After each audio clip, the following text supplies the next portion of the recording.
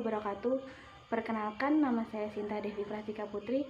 Saya dari kelas PGMII dengan NIM 203190301. Dalam video kali ini, saya akan menjelaskan materi psikologi pendidikan dengan tema konsep diri.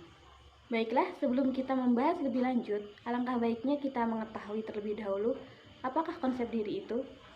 Nah, konsep diri adalah pandangan, perasaan, dan keyakinan individu mengenai dirinya, meliputi gambaran mengenai diri dan kepribadian yang diinginkan yang diperoleh dari diri sendiri, pengalaman, dan interaksi dengan orang lain.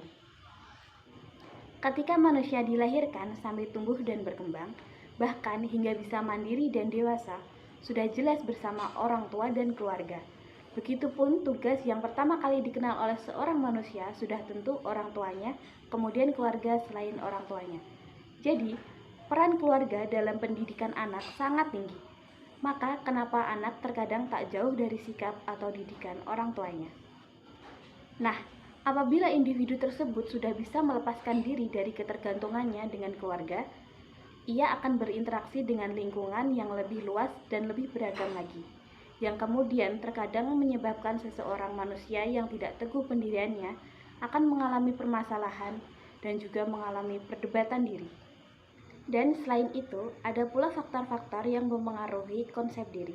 Antara lain adalah orang di sekitar, keberhasilan, kegagalan, reaksi orang lain, keadaan fisik, bisa jadi juga tuntutan dari orang tua, ras, kulit, dan lain sebagainya. Faktor lain yang mempengaruhi konsep diri antara lain seperti pendidikan, latar belakang dari pendidikan, pengalaman hidup seseorang, dan permasalahan dan tingkat permasalahan seseorang yang berbeda-beda. Nah, konsep diri sendiri dibagi menjadi 5 bagian. Yang pertama, gambaran diri. Yang kedua, ideal diri. Yang ketiga, harga diri. Yang keempat, peran. Dan yang kelima, identitas diri. Jadi bagaimana sih cara mengembangkan konsep diri? Konsep diri dapat kita kembangkan dengan berbagai cara, seperti membaca kisah sukses, pemberian simbol atau piala, self-talk tentang apa yang menjadi pemahaman kita, penilaian kita, harapan kita, dan menemukan tujuan serta rencana hidup yang jelas.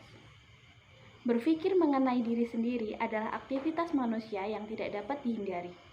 Pada umumnya, orang akan terpusat pada dirinya sendiri, sehingga diri adalah pusat dari dunia sosial setiap orang.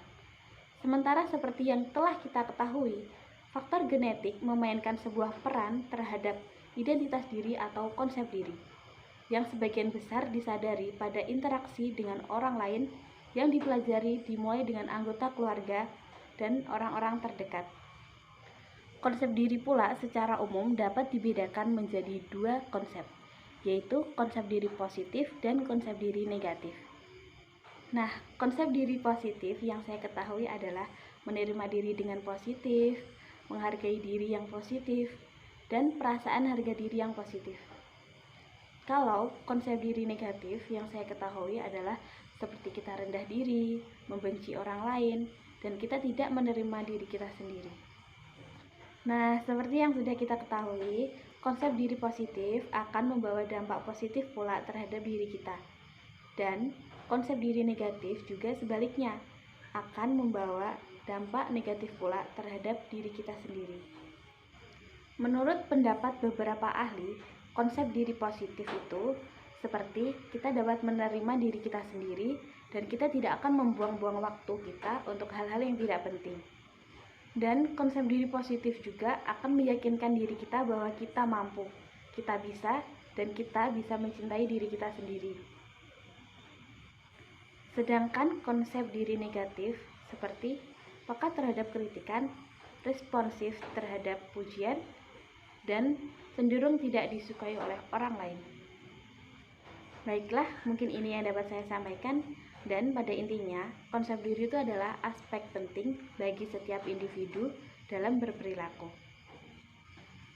Dan seperti yang telah kita bahas tadi, konsep diri itu diartikan sebagai gambaran seseorang mengenai diri sendiri yang merupakan gabungan dari keyakinan fisik, psikolog, sosial, emosional, aspiratif, dan prestasi yang mereka capai. Baiklah, cukup sekian pembelajaran kita kali ini. Mohon maaf jika banyak kekurangan. Semoga pembelajaran kita kali ini bermanfaat.